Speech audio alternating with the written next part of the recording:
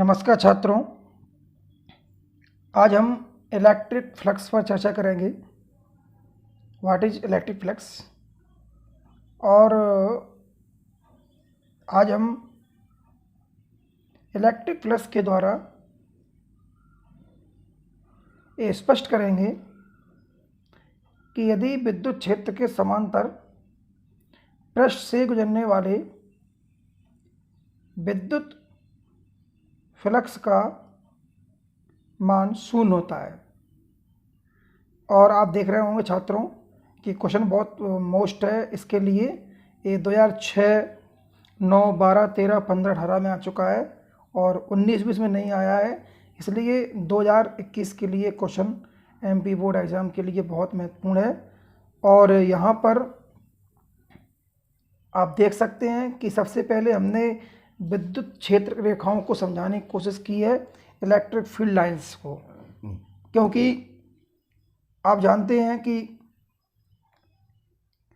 सबसे पहले electric flux में इलेक्ट्रिक फील्ड लाइंस की बात की जाती है। तो हम जान लेते हैं कि what is electric field lines. विद्युत क्षेत्र रेखा विद्युत क्षेत्र में खींचा गया वह काल्पनिक चिकना वक्र है जिसके किसी भी बिंदु पर खींची गई स्पर्श रेखा उस बिंदु पर विद्युत क्षेत्र की दिशा व्यक्त करती है। यहाँ स्पष्ट किया गया भाषा में कि जो इलेक्ट्रिक फील्ड लाइंस होती हैं वो एक काल्पनिक होती हैं और इनको हम बिल्कुल स्पष्ट देख सकते हैं इस चित्र में। यहाँ पर हमने 3 फर्स्ट, सेकंड, थर्ड पर फिगर बनाने की कोशिश की है तरीके से और स्पष्ट बने हुए हैं। तो यहाँ आप देख सकते हैं कि फर्स्ट पर जो प्लस आवेश लिया है तो उसमें स्पष्ट हो रहा है कि इलेक्ट्रिक फील्ड लाइंस वहाँ से निकल रही हैं बाहर की ओर, तो प्लस से निकलती हैं और माइनस में प्रवेश करती हैं। और यदि हम थर्ड में यदि माइनस और प्लस दोनों आवेश ले लें तो वहाँ से स्पष्ट हो रहा है कि प्लस से निकलती हुई माइनस पर पहुँच रही हैं। तो इस कंडीशन में, थर्ड कंडीशन में, यहाँ पर एक क्वेश्चन में बताया गया था कि जो इलेक्ट्रिक फ्लक्स है वो शून्य कब होता है, उसका वैल्यू कब शून्य होता है। तो इसमें आप देख सकते हैं कि जैसे ही आप इसमें प्लस से माइनस की जाने वाली जो इलेक्ट्रिक फील्ड लाइंस हैं, तो जितनी प्लस आवेश से इलेक्ट्रिक फील्ड लाइंस निकलेंगी और उतनी ही संख्या में माइनस आवेश पर प्राप्त की जाए, प्रवेश करें। तो ऐसी कंडीशन में दोनों यदि इक्वल हैं, प्लस से निकलने वाली और माइनस पर प्रवेश होने वाली, तो इस कंडीशन में इलेक्ट्रिक फ्लक्स की वैल्यू शून्य हो जाती है। और आगे चर्चा करेंगे। तो हमारे सामने टॉपिक आ चुका है इलेक्ट्रिक फ्लक्स। और विद्युत क्षेत्र में स्थित किसी बिंदु से अभिलंबवत दिशा में गुजरने वाली कुल विद्युत क्षेत्र रेखाओं की संख्या को उस पृष्ठ से संबद्ध विद्युत फ्लक्स कहते हैं।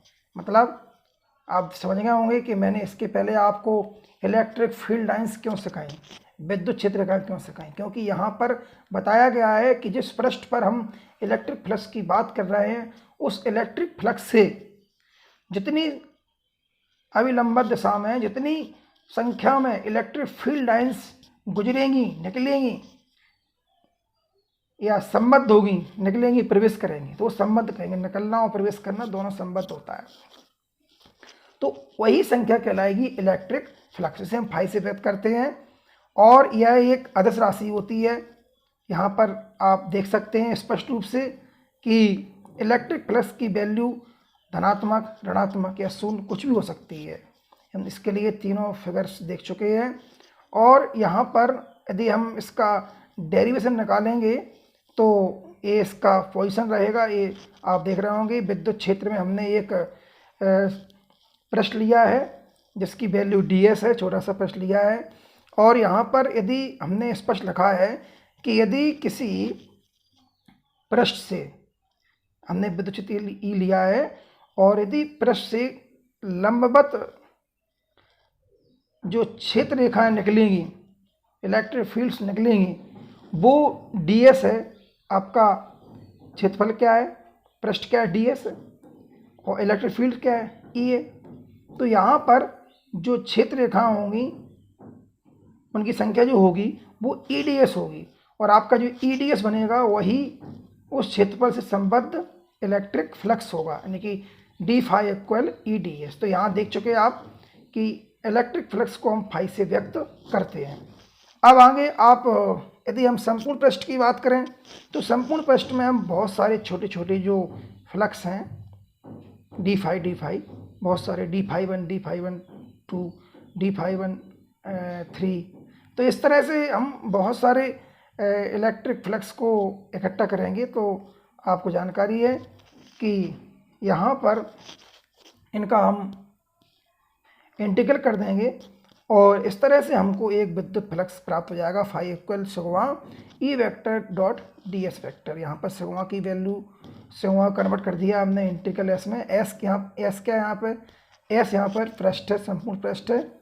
और इस तरह से यहाँ पर हम आगे देखें तो विद्युत फ्लक्स का ऐसा ही मात्रक न्यूटन मीटर स्क्वायर प्रति कूलम होता है और इसका विमीय सूत्र ml3t-3a-1 होता है।